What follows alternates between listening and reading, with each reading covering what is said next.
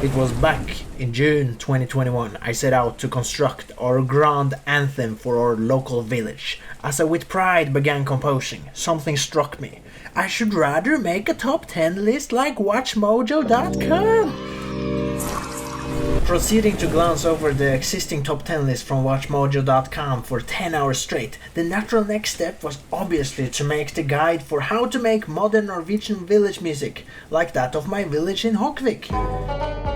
This is the guide to make groovy music for your skate video. We thought the copyright bonobos were fighting us when in fact they inspired us to make our own beats, or to slow-mo existing beats and heavily distort them. Okay, so first step. Put simple drums in the start, complicate it afterwards. We're making a skeleton of a song, a kick and snare will do. Put them in the most obvious place, because the legs of your table will be in the most obvious place, and hence it will work. So then, if your drums suck, put reverb and equalization. Right, and then put an extra cool element in the start, and then add a shaker to make it real, and to make it realistic and fuck.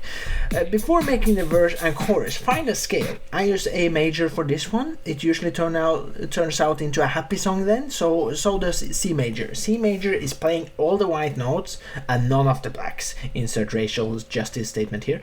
If you don't want to remember which blacks and whites to hit, go with C major, because they are only whites. So, add a real fake piano, like a Turkish salesman selling Dolce & Gabbana. A real sounding computer piano. Make a sick melody from one chord. You do that by choosing a chord, then mix it up your creation with this chord. This is your verse. Now that you have your sick verse, change the velocity of the notes to make it sound handmade. Then change the position of the notes randomly by about 192 or so. Add equalization to make it sound like a sample so that the listeners don't think you made it. For whatever reason, if you made it, it can't be good according to the listeners, so pretend it's not. Change the position. Okay, that sounded really passive aggressive, but it was. Change the position of the drums too. It sounds like a computer made it, since the drums always hits at the perfect spot. Insert vagina reference here. Now add some supportive notes for your skate piano verse to make it jazzy like it is in the city, or just sugar-free saying hey. Right. After that, it's nice with a transition. Also, a bridge towards your chorus. A bridge over troubled chorus. It gets groovageous if you make your bridge go from upwards to down repeatedly with slight variation. Insert a pic of an actual bridge who starts up and goes down repeatedly randomly. Now add the chorus. This is the juicy part of your song. Insert random TikToker here. The chorus is not difficult as it might appear, because you can focus solely on one bar, right, on one beat, right. No, it's not beats per minute. You can focus on one bar and make that into whatever, and then repeat that 4 times and add slight variations. And then you kind of need a natural ear here. There's no set description to how to do this, but generally the first and the third bar can be the same, and then the second and the fourth will be different, and the second will sound like it's expecting something, while the fourth make it sound like it's concluding something. In the same way that a blind person can hear more clearly, the chorus becomes more focused if you remove other elements when playing it. If you stumble upon a kick-ass chorus that's godlike, then it's wise to present it for itself rather than to hide it behind some other elements. I use stumble upon a melody instead of construct a melody, since melodies are found and not created. In the same way an archaeologist finds old stories about the pharaohs and doesn't create them. Hopefully he doesn't create them, they are less real then, obviously. Insert the archaeologist finding a melody here. Okay, let's get to the base of this. You can discover a separate bass melody, or you can take the chorus melody and use a bass to play over it on a lower octave. So the equation goes like this: chorus melody equals chorus notes times chorus instrument plus octave. Bass melody is chorus notes times bass plus octave minus 1. And then add the bass in the end of the verse right before the bridge to advertise for the chorus. And then in the middle of the song, interrupt the whole thing and start advertising for Skillshare. Skillshare is an online learning community for creatives. Take a class on anything. What? Even West Korean opera warfare on Pluto? Ha! Didn't think so. Well, check again. Skillshare 1, Cardamomovic 0. After the chorus, you stick in the bridge again and play the chorus after. If it doesn't work with your song to do that, then change the bridge to something child friendly or say fuck all and screw the bridge. After the verse has played, exactly like you did previously but differently, you play the bridge again and then comes the chorus again. And now we're gonna stack the layer. But why do you keep saying stack the layer? What do you mean stack it? Come on, just stack the layer. Charlie Ayo doesn't know what it is to stack the layer, yo. Stacking the layer is to put the same melody over your existing melody. I am a DJ and a rude boy. Rock a dance floor and DJ. Yeah, make them feel something. And I added a sick ass, dope ass instrument called the Supernova. To make it even more TikTokery, I added an electric A note for every bar during the latter part of the chorus. It's just the note A. After all the parting resulting from the success of this beat, A. Your sympathy for the next section will depend on your perspective on skate videos. I see skate videos as a documentary. That means we film reality and what actually happened and are called deceitful editors if we, for example, cut out the video right before someone falls off the board and pretend it's a make. Or if we fast forward 180 pivot and make it appear like a 360. When these are considered editing scenes in our genre, it makes it into a documentary style. For documentary music, the music will be cooled down and not have too many elements. This is to flow into the actuality of the situation. Hearing the skate sounds are essential to skateboard videos and makes the viewer closer to the action. That's why too aggressive music with too many elements lowers the reality check of the video. Charlie Ayo, reality check. That can turn out negative, especially when the point of the video is to document reality, which we previously determined. A counter case of mine is, why even put any music when the point is to document reality? And the answer is that we would get bored then. It gets intriguing with the music added to it. We can also explain with sounds what is going on in the situation, and then the situation is skewed with too many elements. By adding music, it's obvious that we are skewing reality and not faking it. We are very obvious about it. Faking it is pretending the music was there when we recorded it. That would be a fake way of doing it. The music is the filmmaker adding the right sounds and the right emotions he wants to deliver in his documentary. Isn't that screwing the situation though? Certainly, and so is interviewing people. They wouldn't otherwise talk like they do when the camera is rolling, like I wouldn't talk like this, and the skater wouldn't ride the same way as when the camera is rolling.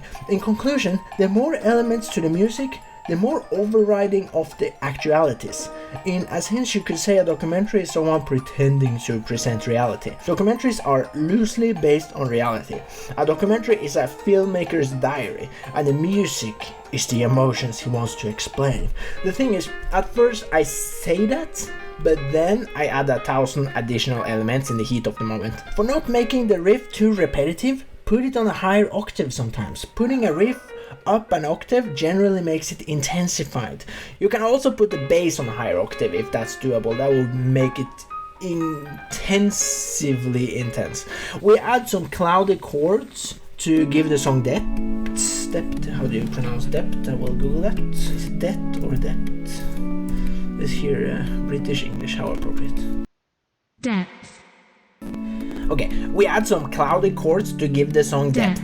Depth is created by having elements both close and far from the ear. It makes the song feel like a photo where you can see far into the distance. Drums are usually in the front. The backup track for the vocals are usually in the back with echo, hence it's called the backup track. Basic song structure goes like this: intro, verse, bridge, chorus, verse, chorus, divergence, chorus. Then after, you can add additional bridges as transitions to make it more fruity.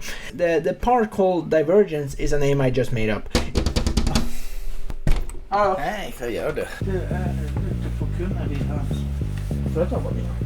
Ja, de store tingene må vi fløte på. Det tenkte jeg å gjøre nå, men jeg tenkte snart vi kunne satt gressklipperen her. Bruker du den noe? Nei, ingenting.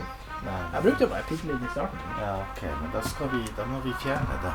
Ja, jeg tenker at det blir jo ødelagt også når det regner på den hele tiden. Excuse me, that was my father. We have to fix some stuff on the porch. Okay, that was basic song structure. And divergence is a name I just made up. It's usually called a bridge, but a bridge has the purpose to bring you between two places. The divergence usually works as a red herring to distract the original song with something similar but technically unrelated. It's not fresh air from the song, it's a smoke break. Smoke låt gyra ned When someone says they need some air and goes out smoking, but do they in fact seek a way to become more incapable of gathering air instead? You see what I did there? I added something seemingly related, however it's irrelevant to the story. That's a red herring. Wikipedia says the term was popularized in 1807 by English polemicist William Cobbett, who told a story of having used a strong-smelling smoked fish to divert and distract hounds from chasing a rabbit. Right, alright, Wikipedia is not a sufficient source, so I have this. For the song to tell a story, have a slower part and a quicker part, a drum intense part and a relaxed part, complicated notes part and a simple notes part. The contrasts make it varied and is useful in the same way having handrail clips, manual tricks, big gaps and slappy grinds in your video makes it varied and useful. So, a little thing that actually lets you cash in all your points is having an actual ending to your song. That can be adding a single additional note in the end of your melody. If not, it's like doing a complicated combo with multiple blunts and underflips but choosing not to land it. Claim the song by ending it. I added an additional A note in the end of the melody and bass, and hence claimed my song to be a finished piece. If we then add some talking from the skater in question during the song, small snippets where they say a few words at most, it makes the track personalized to them, and this is the potential for future skate videos. Selveste Kristoffer Bogstrand.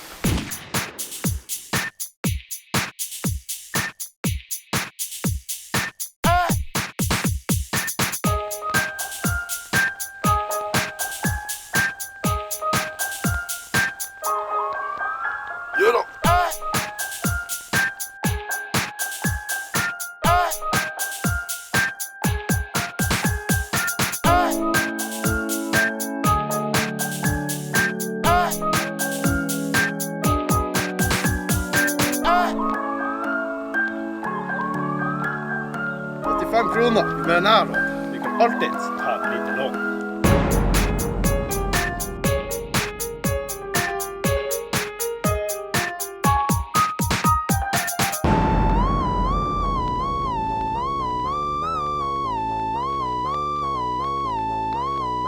Gjør det!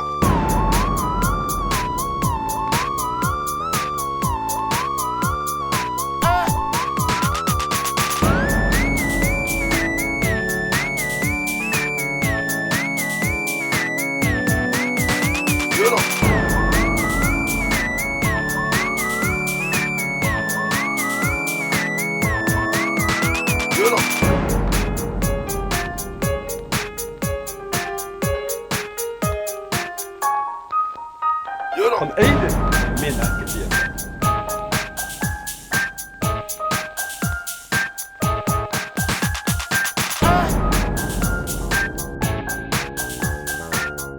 Kroner med den her da.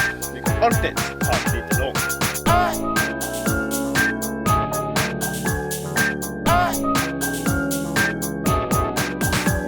Han eide min erkefiende. Selveste Kristoffer Bogstrand.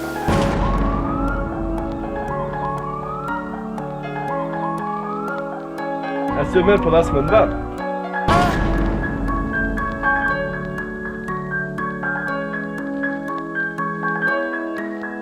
Gjør det!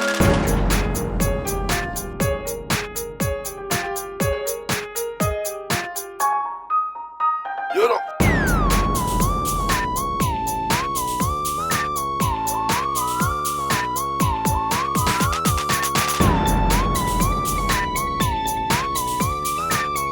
5 kroner. Du mener jeg, vi kan alltid ta et lite lån.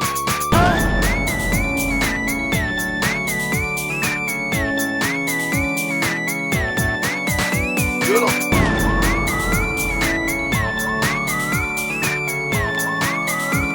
Selveste Kristoffer.